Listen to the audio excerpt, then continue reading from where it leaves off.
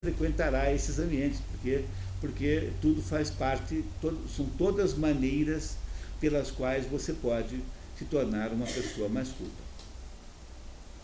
Ora, por que é que nós deveríamos ser mais cultos? Essa é a pergunta natural, né, que você deve fazer nesse momento. E há muitas e muitas razões pelas quais nós devemos ser pessoas mais cultas. A primeira razão pela qual nós devemos ser mais cultos é que o Ortega y Gasset, tem um filósofo espanhol chamado Ortega y Gasset que diz assim: quando um tigre nasce, o tigre é sempre o primeiro tigre que nasceu. É o primeiro tigre do mundo, porque o tigre não precisa dos seus antepassados para poder ser tigre. Ele vai caçar lá uns ratos, depois uns passarinhos, depois ele, quando ficar maior, vai caçar aí uns porcos do mato. Então ele vai aumentando o tamanho do almoço na medida que aumenta a idade, né? Então um tigre, para poder fazer isso e viver, e encontrar uma tigresa e ter com ela assim um caso rápido, né? não precisa de nenhuma espécie de tigre que o antecedeu. Mas quando nós nascemos, nós seres humanos, nós não somos o primeiro ser humano.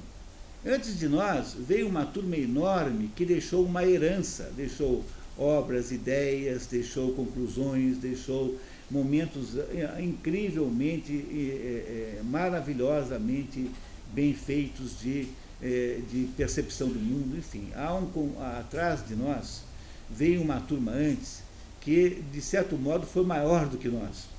Né? Foi maior do que nós, até porque as nossas condições de sobrevivência moderna são facílimas. Nunca foi tão fácil viver no mundo materialmente como hoje em dia. Veja, você não sabe você não tem ideia do que os avós de vocês passaram. Então, toda vez que você tiver vontade de reclamar da vida, lembre de quando os avós de vocês, o que os avós de vocês encontraram quando chegaram em São Carlos do Ivaí. Você imaginou o tamanho das cobras? Tinha. Das caranguejeiras. Então, vocês imaginaram como era dura aquela vida?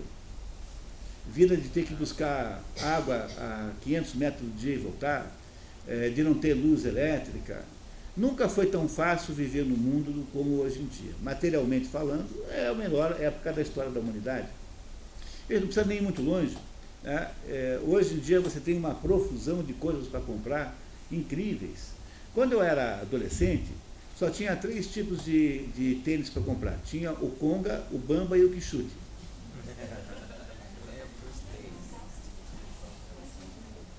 Entenderam? Então o Quixute era um terror horroroso. O Bamba, o Conga era bom, mas era caro e tal. Não tinha, hoje tem quantos tipos de tênis para comprar? Tem um para cada tipo de pessoa, quase, né? Não é isso? Olha, quando eu era adolescente, não tinha calça jeans, tinha calça rancheira.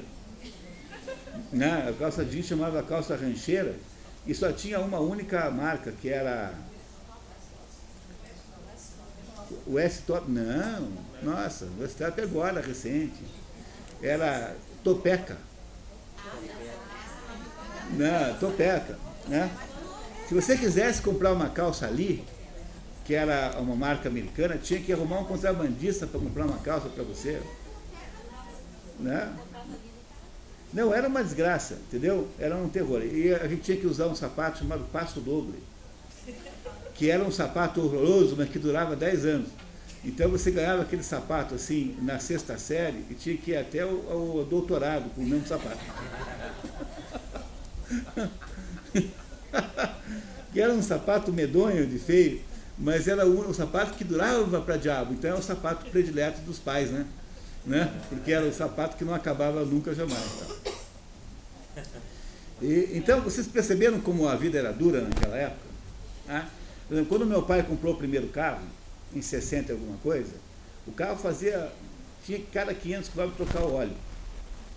Imaginaram que carro, que desgraça que seria isso? Você cada 500 você vai para Curitiba, tem que trocar o óleo para voltar para Paranavaí, porque não aguenta a ida e volta, o mesmo óleo.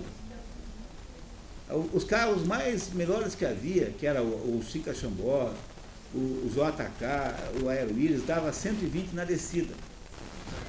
Andava menos do que qualquer carro 1000 hoje em dia. Aqueles carros andavam menos. Então, você vê como nunca foi tão fácil viver no mundo como hoje, em termos econômicos, né? Em termos econômicos. No entanto, essa é a razão pela qual nós devemos ter muito respeito pelos nossos antepassados. E diferentemente das coisas materiais, que nós fazemos melhor do que eles, sob um certo ponto de vista, as coisas que são de natureza cultural, no sentido de Cícero, né, como obras de cultura, essas são, provavelmente, eles fizeram melhor do que nós. Ontem a gente viu aqui um poema chamado A Divina Comédia, que eu acho que não há nenhuma pessoa contemporânea capaz de fazer uma obra daquele tamanho, com aquela dimensão, com aquela profundidade. Então, a primeira razão pela qual nós devemos obter cultura é porque nós precisamos lembrar da herança que os nossos antepassados nos deixaram. E nós temos, então, o direito de lançar a mão dela. Se você soubesse que o seu tio deixou para você uma fazenda no Mato Grosso de 30 mil alqueires, você não ia lá pegar? Por que você não vai pegar a Paixão de São Mateus, de Johann Sebastian Bach, que tem o mesmo valor, talvez maior do que ainda, que está lá à sua disposição? É seu também, você tem direito, como ser humano, acesso a mergulhar naquelas maravilhas que são os sons da Paixão segundo São Mateus, de Johann Sebastian Bach, talvez a melhor peça sinfônica já produzida. Vocês estão me entendendo? Estou sendo claro? Está claro para vocês o que eu estou dizendo? Dizer, há várias razões pelas quais nós devemos cultivar o nosso espírito. E a primeira é porque nós não somos o primeiro homem. Cada pessoa que nasce é a mais recente membro de uma família humana muito, muito, muito grande e antiga, que deixou maravilhas, e nós temos todo o direito de usufruir disso como nossa herança.